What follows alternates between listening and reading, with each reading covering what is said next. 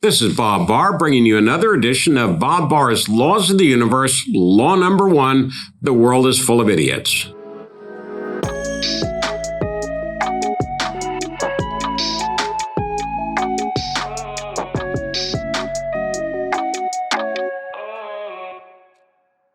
Please remember to subscribe to our YouTube channel and to follow Liberty Guard on social media.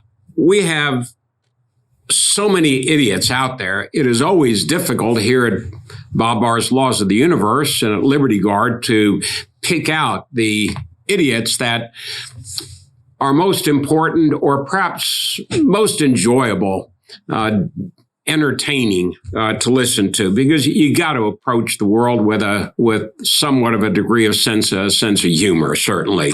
Today, though, we have an idiot that comes from the North.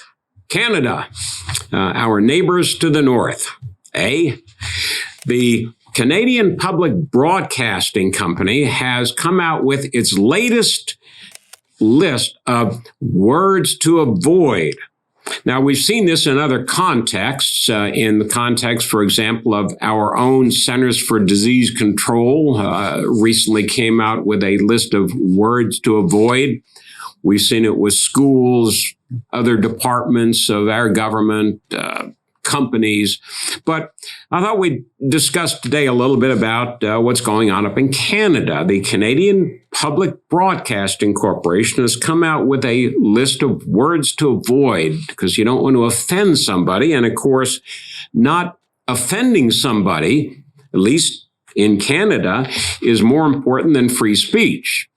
Well, one of the real manipulators here of what speech to use in Canada and what is a no-no is a person named I. Taniguchi, an associate language studies professor at the University of Toronto in Mississauga, wherever that is. Okay, so we have this professor and this linguist, and she says that,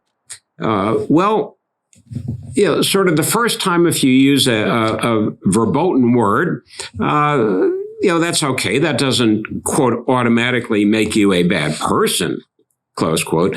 But after that, you better watch out, because if you then use it again, you would be seen as, quote, racist, sexist, or ableist.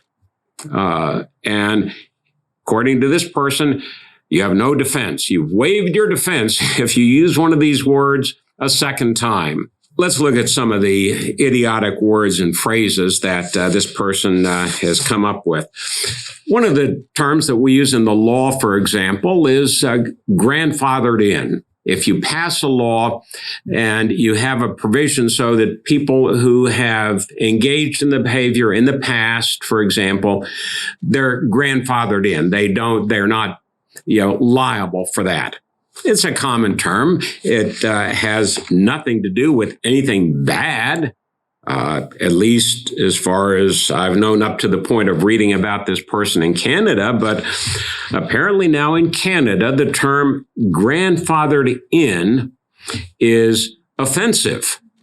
And it's offensive because, according to this article talking about these linguist idiots up in Canada, the term grandfathered in relates back to a law indirectly preventing Black Americans in the 1800s from voting by creating a grandfather clause, which based voter eligibility on ancestry. Now, why a linguist in Canada worries about this, if it had to do with U.S. history, I don't know, but this idiocy, this linguistic idiocy, crosses boundaries. It isn't limited just to Canada. They see something in the U.S. that they don't like, so they say it's bad in Canada, vice versa. I mean, it's just never ending. But you can't use the term, or at least the Canadian Broadcasting Corporation will no longer use the term grandfathered in because it might offend somebody. One interesting thing about this story coming out of Canada, where you can't use terms like blind spot or that a person is tone deaf. You can't even use the term blackmail to describe the act of trying to extort money from somebody not to do something. Anyway, there is a very slight degree of sanity in this. Two newspapers in Canada, the Toronto Sun and the National Post in Canada, both called what the Canadian Broadcasting Corporation and these linguistic idiots are doing, they called it idiotic, basically. The Toronto Sun said this notion of banned words is sophomoric. The National Post in Canada said that banning these words is the dumbest thing. I don't know whether I would go so far as to say it's the dumbest thing, because tomorrow there'll be something even dumber. But be careful if you go to Canada not to use these words that might offend somebody, because in Canada, and according to the Canadian Broadcasting Corporation, being sensitive to others in the words that you use is more important even than free speech. Talk about turning constitutional rights on their head. Of course, they don't have these rights in Canada. They don't have a Bill of Rights like we do here, but we see the same linguistic idiocy here in the U.S. But thought we'd bring you today kind of a entertaining example of idiocy from Canada, the Canadian Broadcasting Corporation listing words and phrases as highly improper, outrageous, insensitive, racist, whatever bad term you want to use to characterize them. But anyway, that's our law for the day, the law of the universe, law number one, that the world is full of idiots, coming to us from Canada. Look forward to being with you next time, where we will highlight yet again another idiot of the week, because the world indeed, including in Canada, is full of idiots. This is Bob Barr, and I'd like to thank you for having checked out our program here today, Bob Barr's Laws of the Universe. We appreciate your support, your participation, and encourage you to go to libertyguard.org to learn more about our programs, and also to help support to further individual freedom and fight against government abuse. One of the ways, but not the only way we do this, is through Bob Barr's Laws of the Universe, but through many other programs in support of individual liberty and against government abuse.